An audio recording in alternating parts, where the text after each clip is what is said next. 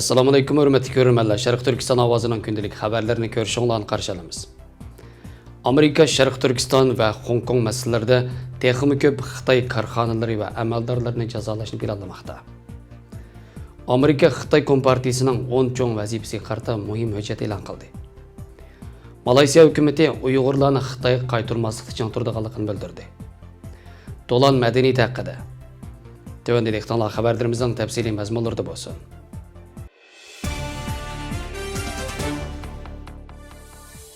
15 noyabr kuni Amerika Axios xabar tor bekiti hukumat amaldorlarining so'zini naql keltirib, Trump hukumatining texnik ko'p Xitoy korxonalari, hukumat organlari va amaldorlarni jazolaydiganligini.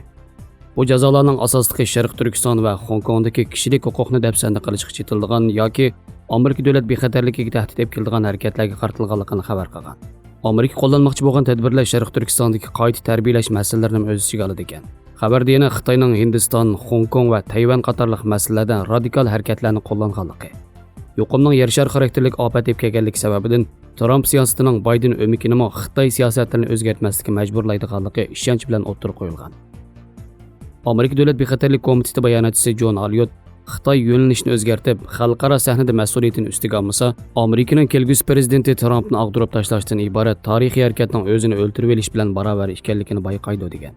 Xabarda deyilishicha, Xitoy harbiy taraf bilan munosabati bo'lgan Xitoy korxonalarining tizimligini texnik ko'paytirish muzokara qilinayotgan.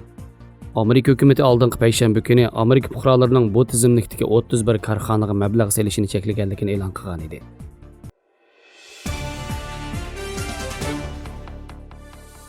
Amerika taratqullarining 17 noyabr xabarida Prezident Trumpning vazifa o'tash muddatining oldingi 4 yilda Xitoy masalasida qo'lga keltirgan natijalarini mustahkamlash uchun Xitoyga qarshi bir qator qattiq siyosatlarni e'lon qilgan. Amerika Davlat ishlari mahkamasi qatorida Xitoyning mustabid cho'ng davlat kengashiga taqobil turadigan planni e'lon qilganligini hamda kuchli xalqaro ittifoq qurib asosiy qonun demokratiyasini gullantirishga chaqirdi. Xitoy raqobat elementlarida batalgan 70 betlik maxfiy hujjatda Amerikaning Sovet ittifoqiga qarshi so'g'uq munosabatlar siyosatiga asoslangan danglik Kenan uzun telegrafiga o'xshash Xitoyning harakat zihni va uning ideviy yiltiziga markazlashib, Amerika va ittifoqdoshlar taqobil turish strategiyasi o'tirib qo'yilgan. Hujjatda yana Amerikaning 10 cho'ng vazifasi o'tirib qo'yilgan bo'lib, asosiy qonundagi hukumat va fuqarolar jamiyatini ilgari surish, dunyodagi eng kuchli harbiy kuchni saqlash, qoidalarni asos qilgan xalqaro tartibni kuchaytirish, ittifoq sistemasiga qayta baho berish, ittifoqni kuchaytirib, demokratiya va kishilik huquqni ilgari suradigan yangi xalqaro tashkilotlarni qurib chiqish, mumkin qadar Xitoy Kompartiyasi bilan hamkorlashish, ammo ahvol qarab har vaqt cheklim qo'yish, Amerika xalqiga Xitoyning raqobatlarini tonishtirish, yangi bir avlod ma'murlarni yetishtirib, ularga Xitoyning cho'ng raqobat ekanligini tushuntirish, Amerika ma'rif sistemasini isloh qilib, o'quvchilarning murakkab uchur davridagi fuqarolarning mas'uliyatini tushunishiga yordam berish, izchil so'z va harakat erkinlik prinsipini tashabbus qilish qatorliqlar ekan. Trump Sharq Turkiston va Hong Kongdagi kishilik huquqi daxli taruz qilgan, Amerikaning davlat bexatarligiga tahdid etib kelgan texnik ko'p Xitoy shirkatlari, hukumat o'rinlari va amaldorlarga jazo yurgizish yoki sodini cheklashni planlagan. Trump 13 noyabr kuni prezidentlik ma'muriy buyruq tushirib, Xitoydan kelgan har qanday tahdidga taqobil turish uchun Amerikada jiddiy holat e'lon qilgan. Trumpning yuqum va saylam aldamchilik orqali Xitoyning mohiyatini tunib yetganligini va Xitoy Kompartiyasini yo'qotish nishonining mustahkam turg'izilganligini, Xitoy Kompartiyasini mag'lub qilish uchun yangi xalqaro ittifoqning qurilganligini oshkor e'lon qilib, Tayvanning azaldan Xitoyga tabe emasligini oshkor o'tirib qo'yib, Xitoy fuqarolariga yordam berish uchun mudofaa teminini yo'qotadiganligini bildirgan.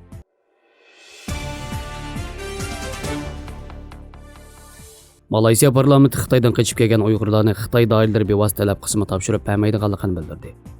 Janubiy Xitoy Sahar pochta gazetining xabar qilishicha, Malayziyaning Uyg'urlar tutgan pozitsiyasi Malayziya bosh vazir boshqarmasidagi minister Mohid Ridzuan Yusufning bir parlament a'zosining Uyg'urlarni Xitoyga qaytarib berish haqidagi savollari qaytargan javobida o'tirib qo'yilgan. Reuters agentligining naql qilishicha, Malayziyaning Perakatan Nasional hukumatining ministri Mohid Ridzuan javobida Uyg'ur musofirlar Malayziyaga panoh tilab kelgan bo'lsa, Malayziya Xitoy talab qismi Uyg'ur musofirlarini qaytarmasligini qaror qilganligini bildirgan. Malayziya aqlli ombiri Amir tadqiqot jamiyatining raisi va bosh ijroiy amaldori Rais Hussein Malayziyaning bu masalada qat'iy turganligini maqtadi. Mahathir bosh vazir bo'lgan mezgilda 2018-yildan bu yil fevralgacha Xitoyning qaytarib berish talabiga pisand qilmay, turmadagi 11 Uyg'urni qo'yib bergan.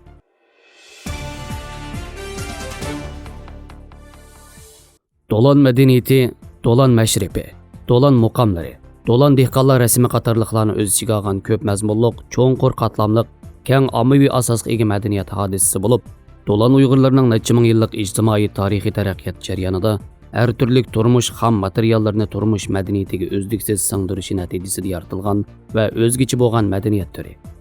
U asosliqi Tarim o'ymonligining g'arbiy shimoliy qismi, Zarafshon daryosidan Tarim daryosi sohilini markaz qilgan Dolan rayonidagi Uyg'urlarning orasiga tarqalgan. Bo'libmi janubiy qismidagi Makit noyisi keng tarqalgan. Makit noyisi Dolan madaniyatining barliqqa kelgan va taraqqiy qilib bugunga ulashgan ana makoni. Asrlardan buyon bu munbat diyarda hayot kechirayotgan Dolan Uyg'urlari halol ajr mehnati orqali mo'l moddiy boyliqlarni yaratib qolmay, yana o'z aql farosatiga tayanib Dolan ruhi bilan yo'g'rilgan Dolan mashribi, Dolan muqomlari, Dolan dehqonlar rasmlarini o'z ichiga olgan Dolan madaniyatini yaratib, davlat ichi sirtida kuchli ta'sir qo'zg'agan va insoniyat madaniyat xazinasini yanada boyitgan. Jahon ahli bu nahiyaga muqom yurti, Dolan mashribi yurti, Dolan dehqonlar rasmlari yurti, Dolan quyi yurti, Dolan madaniyatining bo'shki, tabiiy madaniyat muzeyi degandek chiroyli nomlarni bergan. Dolan mashribi uzoq tarixga ega hamda Makit noyisi bo'lsa Dolan Uyg'urlari markazidagi o'ltiraqlashgan Dolan madaniyati ham Dolan mashrab muqomlarining eng qadimki ibtidoiy omillari hisobligini yo'qotmay saqlanib qolgan rayon. Dolanliklar o'zlarining orzu armon his tuyg'ularini turli san'at shakllari orqali ifodalab, mo'l ma'naviy madaniyat boyliqlarini oprida qilgan. Hammamizga ma'lumki, Uyg'ur Dolan madaniyatining bebaho go'hardek bundoq sopet saqlanib qolishi Makitning bir tarafini Zarafshon daryosi, yana bir tarafini Taklimakan qumlig'i o'rab turishdek bekinma holatning uzoqqacha davomlashganligidan ayirib qarag'ili bo'lmaydi. Uningda aks etgani dal Dolan Uyg'urlarining jo'shqin, mardona ruhiy qiyofati, qat'iy kurash irodasi, mo'l tasavvur kuchi, qaysar xarakter bo'lib, tabiiyligi sobligi bilan xarakterlangan. Mazmunining mo'l avom turmushiga yaqin, yiqimliq va jalbkorligi ommaviy asosdan intayin kuchli bo'lishini belgilagan. Bugungi kelganda Dolan madaniyatini qazish, ratlash va tadqiq qilish ishi qadimkini bugun uchun, an'anaviy zamonaviylik uchun xizmat qildirish bizning zimmamizga tushgan kuchli tarixiy vazifa bo'lib qoldi.